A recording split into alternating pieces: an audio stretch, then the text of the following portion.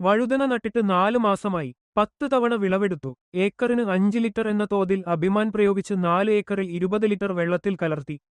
ഫലം വളരെ മികച്ചതായിരുന്നു. വേരുകളുടെ വളർച്ചയും മികച്ചതായിരുന്നു. വഴുതനങ്ങയും ധാരാളം വന്നിട്ടുണ്ട്. തുടക്കം മുതൽ ഞാൻ അഭിമാൻ ഉപയോഗിക്കുന്നു. വഴുതനങ്ങ നന്നായി പൂക്കുന്നു. കായ്കൾ തിളങ്ങുന്നു. കായ്കളുടെ നിറവും വളരെ മികച്ചതായി വന്നിട്ടുണ്ട്. കായ്കളുടെ എണ്ണവും കൂടുതലാണ്. ഓർബിക്സ്, അഭിമാൻ മരുന്നുകൾ നല്ല ഫലം നൽകുന്നു. ഞാൻ ചെടികളിൽ FL77 മരുന്ന് തളിക്കുന്നു. കഴിഞ്ഞ ഒരു വർഷമായി ഞാൻ APKS ജൈവ മരുന്നുകൾ ഉപയോഗിക്കുന്നു.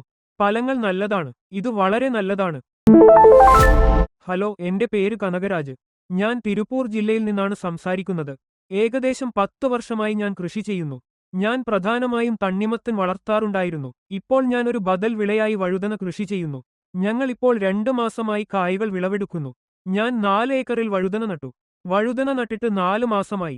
ഞങ്ങൾ ഏകദേശം 10 തവണകൾ വിളവെടുത്തു.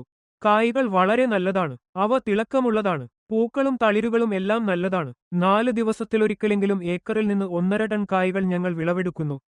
ഒരു വർഷമായി ഞാൻ APKS ജൈവ മരുന്നുകൾ വാങ്ങി ഉപയോഗിക്കുന്നു. തണ്ണിമത്തൻ വിളകൾക്ക് ഞാൻ ഇത് ഉപയോഗിച്ചു വരുന്നു. ചെടികളിലെ വേരുകളുടെ വളർച്ച നല്ലതായിരുന്നു. അതിനാൽ ഞാൻ ഇത് വഴുതന ചെടികൾക്കും ഉപയോഗിച്ചു.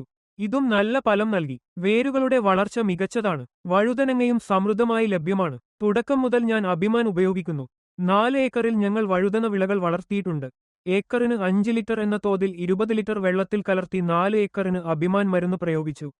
അടുത്ത തവണ ഞാൻ അതേ രീതിയിൽ പ്രയോഗിച്ചു. വേരുകൾ ശക്തവും പോഷകസമൃദ്ധവുമാണ്. ശാഖകളും നന്നായി വളർന്നു നന്നായി വേർപിരിഞ്ഞു. കായ്കളുടെ എണ്ണവും വർദ്ധിച്ചു. അഭിമാൻ മരുന്നിനു ശേഷം ഞാൻ ഓർബിക്സ് മരുന്ന് പ്രയോഗിച്ചു. വഴുതന ചെടികൾ നന്നായി പൂത്തിട്ടുണ്ട്. കായ്കൾ തിളക്കമുള്ളതാണ്. കായ്കളുടെ നിറവും വളരെ നന്നായി വന്നിട്ടുണ്ട്. അതിനുശേഷം ഞാൻ ചെടികളിൽ FL77 മരുന്ന് തളിക്കുന്നു. കഴിഞ്ഞ ഒരു വർഷമായി ഞാൻ തുടർച്ചയായി APKS ജൈവ മരുന്നുകൾ ഉപയോഗിക്കുന്നു.